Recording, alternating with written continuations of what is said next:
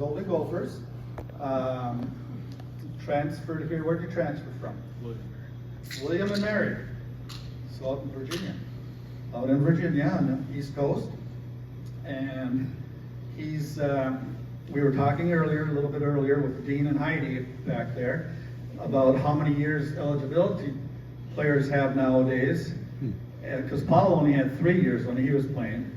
Because he was, they had to clear him. He had to get, it's like TSA for Paul. They had to make sure he was, safe to play. Linda, what are you laughing about? That's Linda's Paul's better half. So anyway, Paul only had 3 years back in the 60 to play. But now, Luke laughingly, jokingly said that now you can get 8 years. So we're just wondering, I was going to ask Josh if you needed any more guards or anything like that, see if you could find any more eligibility, but I think you're done. I exhausted. You exhausted it? I exhausted all of my eligibility. Well, good. No, you can go ahead. So Luke Loewe, former golfer, professional fisherman. Not quite. Real close, but let's give him a big golden gopher.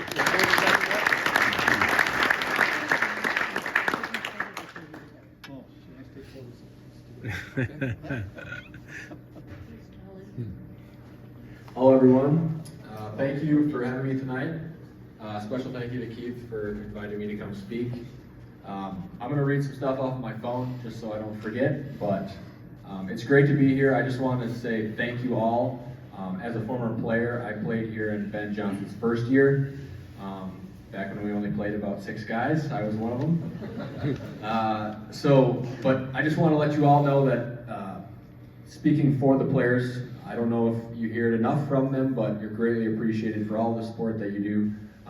For the players and the program, I wouldn't be where I was telling the story during dinner about the job that I have now and how it all came back to the connections that I made from playing at the University of Minnesota. And I'll get there, but I'm going to backtrack a little bit, kind of give a little story about myself, my high school career, a little bit about my family, and then what I do now, and then we can open it up for some questions. So, I am from Wisconsin, Fond du Lac, Wisconsin, so not from Minnesota. No, I'm not a Badgers fan. I may have been when I was a little bit. A lot of my or when I was younger, a lot of my family is, unfortunately, but there's nothing left in me that is still a little bit of a Badgers fan.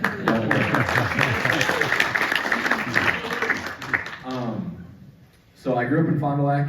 I have a sister who is a year younger than me, and then a brother who is a junior in high school now, who's actually a very good volleyball player. He'll probably end up playing college volleyball. He's on one of the best men's volleyball club teams in Wisconsin, Milwaukee Sting. He's being recruited to go play men's volleyball, which is very cool.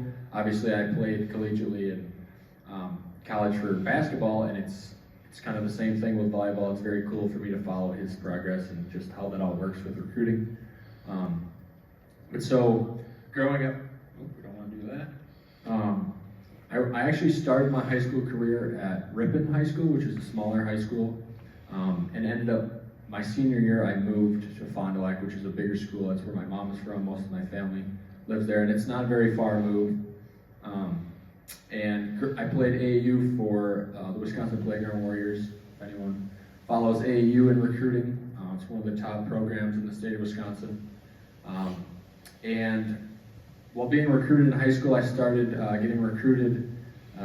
My first scholarship offer was from IUPUI, and I was going into my freshman year, so it started young for me, which was very cool.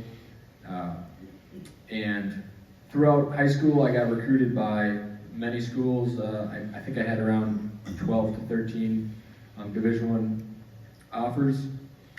And the summer before my senior year, I committed to play for the College of William and Mary, which is out in Williamsburg, Virginia, which I ended up playing for 4 years, 4 seasons. But before I got there, this is kind of just a little personal story I'll share. Before my senior year at Fond du Lac, which remind you, I hadn't played for Fond du Lac yet because I had played my first 3 seasons at Ripon. I actually got in a really bad car accident the day before my senior year of basketball season. I was T-boned by another truck. I was driving a truck going about 60 miles an hour, and it was a scary situation. I didn't know if I was going to ever be able to play basketball again.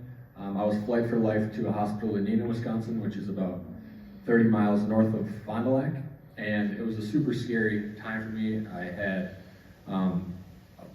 a few skull fractures. I had a separated AC joint in my shoulder. I was very blessed. Nothing below my legs was injured. My truck was totaled, and every single part of it was destroyed besides exactly where I was sitting. So it was kind of a miracle. I was extremely blessed, and I'll kind of tie that story into how my career went throughout college. But so like I said, that was to start my senior season, so I was not going to be playing. I had a severe concussion, but miraculously, and through the grace of God, I was able to actually finish. I was actually able to play most of my senior year of high school. I only missed 3 or 4 games, with my skull fracture being what would hold me out of play the longest, which was supposed to be 6 weeks. I actually got cleared somehow to play after 4 weeks, and luckily the game I wanted to come back for got snowed out, so I got another week. And when I came back, it was a real struggle. Like I said, I had committed to play for the College of William & Mary in the summer. I had signed my letter of intent, and the coaching staff was amazing. They honored that, even though I at the time, didn't know if I was going to be able to play basketball again right after the accident. But like I said, I was able to come back, ended up actually being all-state in the state of Wisconsin for Division I and averaging 20 points a game my senior year. So that's kind of the short story. There was a lot of details of how that went. It was a lot of ups and downs, and the lesson I learned from that, which I'll tie into my college career, is that going through that adversity in my life taught me that there wasn't many things that I couldn't overcome if I put my mind to it and just stayed positive and just believed in myself. So that was I still think about that experience all the time. That taught me a lot about life and really made me thankful for every day on this earth and just not to take any day for granted. So I get to William & Mary. My freshman year was absolutely terrible. Some of you, if you looked at me as a freshman and sophomore at William & Mary, you would wonder how in the world I got to play for the University of Minnesota. If you would have saw me playing as a freshman, sophomore, you would have thought that I probably shouldn't be on a Division III team. My stats were not great, and my confidence was not great either. So the coaching staff that I played for actually got fired after my sophomore season. So I was sitting there not knowing what was going to happen. I actually started every game as a sophomore.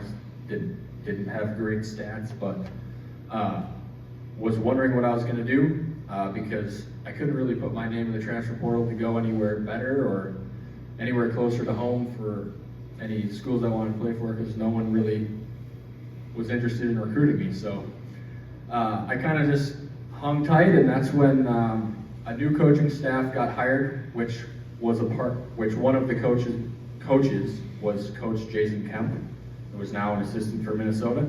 So everything is it's gonna tie together here, but he's from Wisconsin. I'm from Wisconsin. He's from Verona, closer to Madison, and he had watched me play in high school, and he knew that I was a better player than what I showed those first 2 years, and he convinced me to stay, and that was the best thing that anyone's really ever done for me, and that changed my life. Obviously, the outcome of what ended up happening for my college career turned everything around. My confidence was fixed, and I give a ton of that credit to Coach Kemp. That's why I'm such a huge fan of his and the coaching staff here at Minnesota now, and everyone that he's around. So I played my last 2 years at William & Mary, had a lot better years. My junior year, I played with Nathan Knight, who some of you might know. He was on the Timberwolves a few years back. We had a really good team. think I led the CAA in three-point percentage, or if not second. So fixed my shooting after that sophomore season and freshman year where it wasn't good. And then COVID hit actually my senior year. So my senior year at William & Mary, we didn't play in front of any fans, didn't have any crowds, but I was gifted an extra year of eligibility, which is how I got here. So I played all 4 years at William & Mary, never got hurt, never redshirted. So I was granted that year of eligibility, which allowed me to put my name in the transfer portal. I had good enough stats and had proven myself as a player to be able to try to play somewhere else for one more year, and that's what happened. Coach Johnson reached out to me when I was in the transfer portal, and this was actually before Coach Kemp was hired. It kind of ended up working out perfectly. I had been talking to Coach Johnson. He called me directly. This was when he didn't really have any assistants. I got a few calls from him expressing his interest, but I was also talking to Coach Kemp at the time, trying to figure out what I wanted to do, because at the time, he was staying at William & Mary and wanted me to stay. So I told him I was gonna leave and put my name in the portal, and then it was kind of a weird timing, like 1 week later, 2 weeks later, there was talks of him taking another job as well. So it kind of worked out perfectly. I got to come to the University of Minnesota, committed here, and my favorite coach of all time kind of came with me. So it was a great experience. And then when I got here, I was a part of Coach Johnson's first year of recruiting class, and it was a great time. It was a great experience. Like I said, a lot of memories that I made in college came from that season here. If any of you remember, I did have one game where I made a game-winning should-have-been dunk, which would have been only my second dunk of my career, but I didn't dunk it, so I only had one college career dunk, which it was not impressive if you were to go back and find the film. And those were also the only 2 points I scored that game. So again, a lot of interesting things about my career, but back to my experience in high school, coming to a new place like this, having a whole new experience in playing against obviously higher competition. That instance that I had in high school where I learned never to give up and just to believe in myself really helped me through this. And I'm still a huge fan of obviously the Gophers teams. I follow them very, very strongly.